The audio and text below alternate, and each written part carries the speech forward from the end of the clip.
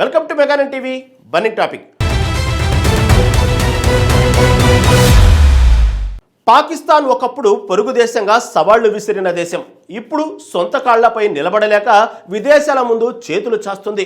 అప్పు లేనిదే ముద్ద దిగదు, అడిగితే తప్ప గడవదు అన్నట్టుగా తయారైంది ఆ దేశ పరిస్థితి. అడుక్కునేవాడికి కోరుకునే హక్కు ఉండదు. సరిగ్గా ఇదే విషయాన్ని ఆ దేశ ప్రధానమంత్రి షెహబాజ్ షరీఫ్ స్వయంగా ఒప్పుకున్నారు. మేము ప్రపంచ దేశాల ముందు భిక్షాటన చేస్తున్నామంటూ ఆయన చేసిన వ్యాఖ్యలు ఇప్పుడు ఇంటర్నేషనల్ లెవెల్లో హాట్ టాపిక్ అయ్యాయి. అసలు పాకిస్తాన్కు ఎందుకు ఈ గతి పట్టింది? షరీఫ్ ఆవేదన వెనుక ఉన్న అసలు వాస్తవాలేంటి? Let's watch.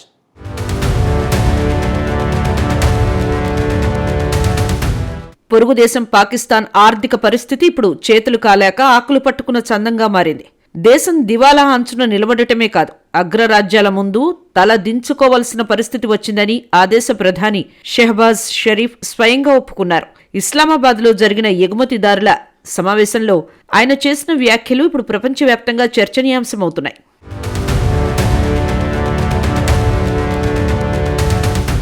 అయినోళ్లకి ఆకుల్లో, కానోళ్లకి కంచాల్లో అన్నట్టు అంతర్గత కలహాలతో దేశాన్ని గుల్ల చేస్తున్న పాకిస్తాన్కు ఇప్పుడు అసలు కష్టం తెలిసొస్తోంది. అప్పు పూడితేనే తప్ప గడవని పరిస్థితిపై షరీఫ్ ఆవేదన చూస్తుంటే అప్పు చేసి పప్పు కూడు అన్న సామెత పాకిస్తాన్కు అక్షరాలా సరిపోతుందనిపిస్తోంది. ఇస్లామాబాద్లో జరిగిన ఉన్నత స్థాయి ఎగుమతిదారుల సమావేశంలో ప్రధాని షెహబాజ్ షరీఫ్ ఆవేదనతో మాట్లాడారు. పాకిస్తాన్ ఎదుర్కొంటున్న రుణ సంక్షోభం కేవలం ఆర్థిక సమస్య మాత్రమే కాదని, అది దేశ గౌరవాన్ని అంతర్జాతీయ స్థాయిలో దిగజారుస్తోందని ఆయన స్పష్టం చేశారు. ప్రత్యామ్నాయ ఆర్థిక వ్యూహాలు అనుసరించకపోతే దేశ మనుగడ కష్టమని హెచ్చరించారు.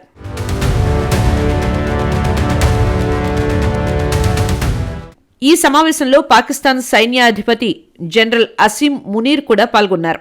ఆయన సమక్షంలోనే షరీఫ్ కీలక వ్యాఖ్యలు చేశారు. దేశానికి రక్షణ ఇచ్చే సైన్యాధిపతితో కలిసి తాను ప్రపంచ దేశాల ముందు ఆర్థిక సాయం కోసం భిక్షాటన చేయాల్సి రావటం అత్యంత అవమానకరమని వ్యాఖ్యానించారు. ఒక దేశ ప్రధానిగా, మరోవైపు శక్తివంతమైన సైన్యాధిపతిగా ఇద్దరం కలిసి ఇతర దేశాల వద్దకు వెళ్లినప్పుడు ఎదురయ్యే పరిస్థితులు సిగ్గుచేటని ఆయన వాపోయారు.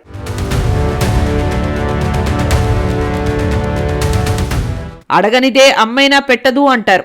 కానీ అడుగడుగునా అప్పు కోసం అర్రులు చాచటం ఎంతటి అవమానమూ షరీఫ్ మాటలో స్పష్టమవుతోంది. ఇల్లు కాలి ఒకడేడుస్తుంటే చుట్ట కాల్చుకోవడానికి నిప్పడిగినట్టు ఉంది పాకిస్తాన్ పరిస్థితి. పాకిస్తాన్ కేవలం అప్పులపైనే ఆధారపడటం వల్ల అభివృద్ధి కుంటుపడిందని షరీఫ్ విశ్లేషించారు. ఎగుమతులను పెంచడం, స్వయం సమృద్ధి సాధించడం తప్ప మరో మార్గం లేదని పారిశ్రామికవేత్తలకు పిలుపునిచ్చారు. ప్రస్తుతం దేశం ఉన్న స్థితి నుంచి బయటపడాలంటే కఠిన నిర్ణయాలు తీసుకోక తప్పదని, లేదంటే రాబోయే తరాలకు మనం సమాధానం చెప్పుకోలేమని ఆయన హెచ్చరించారు.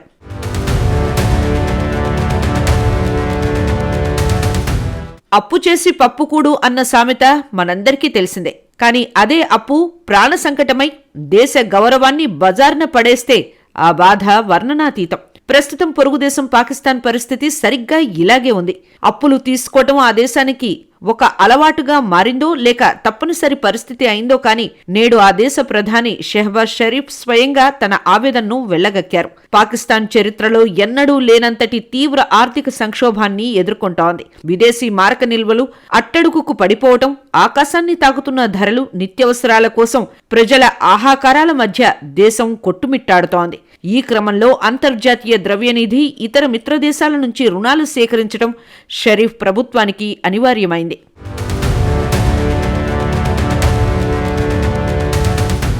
గోడ మీద పిల్లి వాటంలాగా ఎప్పుడు ఏ దేశం సాయం చేస్తుందో అని ఎదురుచూడటం పాకిస్తాన్కు దైనందిన చర్యగా మారింది. కానీ ఈ అప్పులు ఉచితంగా రావు కదా. దీనిపై ప్రధాని ఏమన్నారంటే, ఇటీవల జరిగిన ఒక కార్యక్రమంలో షెహబాజ్ షరీఫ్ సంచలన వ్యాఖ్యలు చేశారు. రుణాలు తీసుకోవడం మా దేశ ఆత్మగౌరవానికి అతిపెద్ద భారంగా మారింది. అంతర్జాతీయ వేదికలపై మేము అవమానంతో తలదించుకుంటున్నామని ఆయన అంగీకరించారు. ఒక దేశ ప్రధానిగా తన దేశం అప్పుల కోసం యాచిస్తోంది అనే పదాన్ని వాడటం అక్కడి గడ్డు పరిస్థితులకు అద్దం పడుతోంది.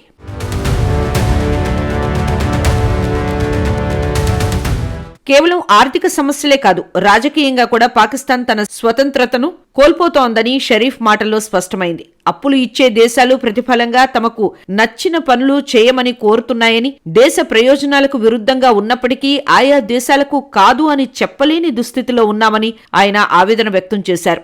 విదేశీ సహాయంపై అధికంగా ఆధారపడటం వల్ల పాకిస్తాన్ తన సార్వభౌమత్వాన్ని పణంగా పెడుతోందనే విషయాన్ని ఆయన పరోక్షంగా ఒప్పుకున్నారు.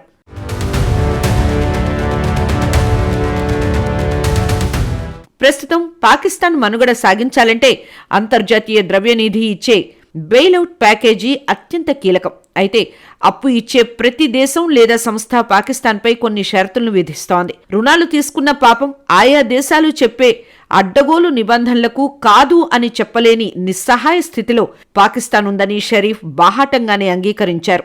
ఇది దేశ సార్వభౌమత్వాన్ని సైతం ప్రశ్నార్థకం చేస్తోంది. ఐఎంఎస్ నుంచి సహకారం, రుణాల పునరుద్ధరణ కోసం పాకిస్తాన్ ప్రస్తుతం ప్రయత్నాలు చేస్తోంది. ఈ సమయంలో ఈ వ్యాఖ్యలు చేయటం ప్రాధాన్యతను సంతరించుకుంది. సమస్యల సమయంలో తోడుండే మిత్రదేశాలుగా China, Saudi Arabia, United Arab Emirates, ఖతార్లను ప్రస్తావించారు. క్లిష్ట సమయంలో తమను ఆర్థికంగా ఆదుకుంటున్నాయని ప్రశంసించారు. ఎటువంటి పరిస్థితుల్లో అయినా సరే తమకు నిరంతరం మద్దతిస్తున్నాయని షరీఫ్ గుర్తు చేశారు. పాకిస్తాన్ను సంక్షోభం నుండి గట్టెక్కించడానికి చైనా, సౌదీ అరేబియా, యుఏఈ మరియు ఖతార్ దేశాలు నిరంతరం తోడ్పడుతున్నాయి.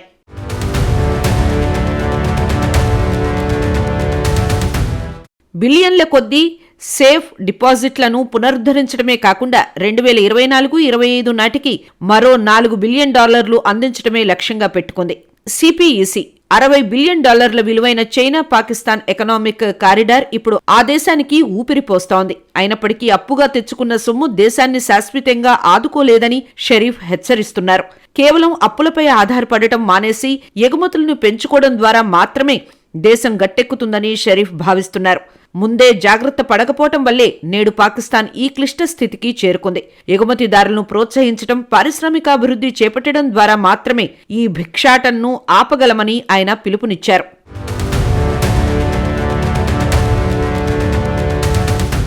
మొత్తానికి పాకిస్తాన్ ఆర్థిక వ్యవస్థను బాగుచేయడం ఆకాశానికి నిచ్చెన వేయడమే అని విశ్లేషకులు భావిస్తున్నారు. అయితే ప్రధాని స్వయంగా తన అసహాయతను, దేశ దుస్థితిని అంగీకరించడం ద్వారా ప్రజల్లోనూ వ్యాపార వర్గాల్లోనూ మార్పు వస్తుందని ఆయన ఆశిస్తున్నారు.